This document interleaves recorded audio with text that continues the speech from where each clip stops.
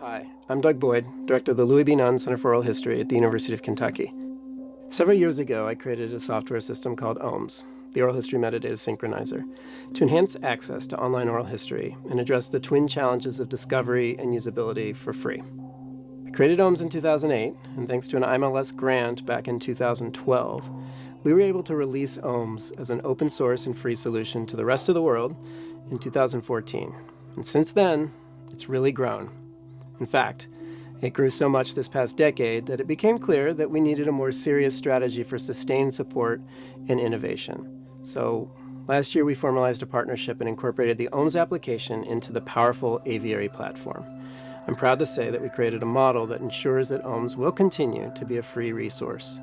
Through our partnership with Aviary, we now have the capacity for far more nimble and sustained innovation. This past year has been pretty exciting.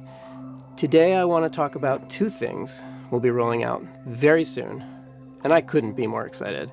When I first created OHMS, there really wasn't a time text synchronization standard, so we came up with essentially a solution that proved a bit awkward but workable.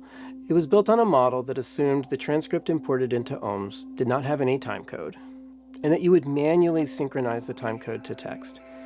What we created was basic and simple, placing the timecode at regular intervals throughout the interview. Thanks to AI, it's now more cost-effective to create machine-generated transcripts and have humans authenticate the transcript while listening to the audio and ensuring that the transcripts are verbatim. Now, most of us are exporting transcripts from these speech-to-text platforms, such as Whisper or Trend, with very granular timecode. A problem that emerged with OHMS is that these speech-to-text platforms exported transcripts with this granular timecode. However, you could not import these transcripts into OHMS and keep that timecode because it did not conform to that original OHMS standard. Until now. First, we're sunsetting that old OHMS transcript standard using regular timecode intervals and transitioning the back-end architecture of the OHMS application and the OHMS viewer, specifically regarding how OHMS handles transcripts, to a powerful and simple system called WebVTT. Over the past few years, the VTT standard has become ubiquitous.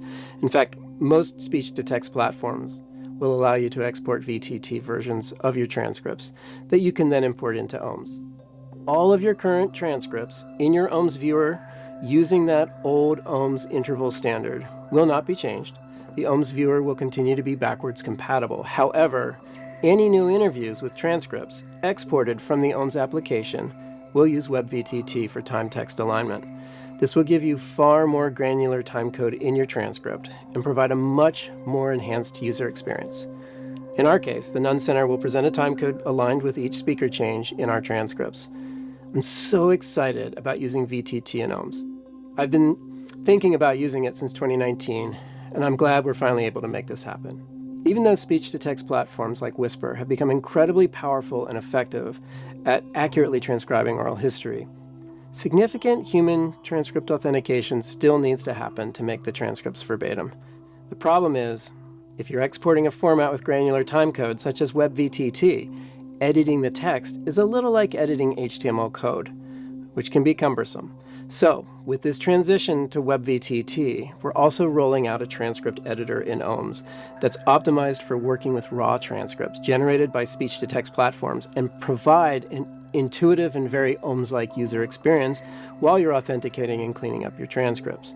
So, if you have machine-generated transcripts that require editing, which are all machine-generated transcripts at this point, you'll be able to export the WebVTT, then import the raw WebVTT text into the OHMS application and begin the transcript authentication process in a way that retains that granular timecode.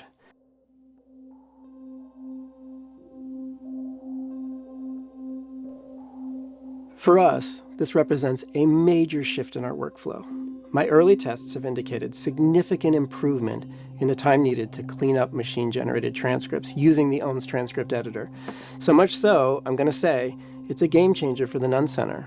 We're beginning to rebalance our entire workflow to incorporate far more transcripts in our online interviews.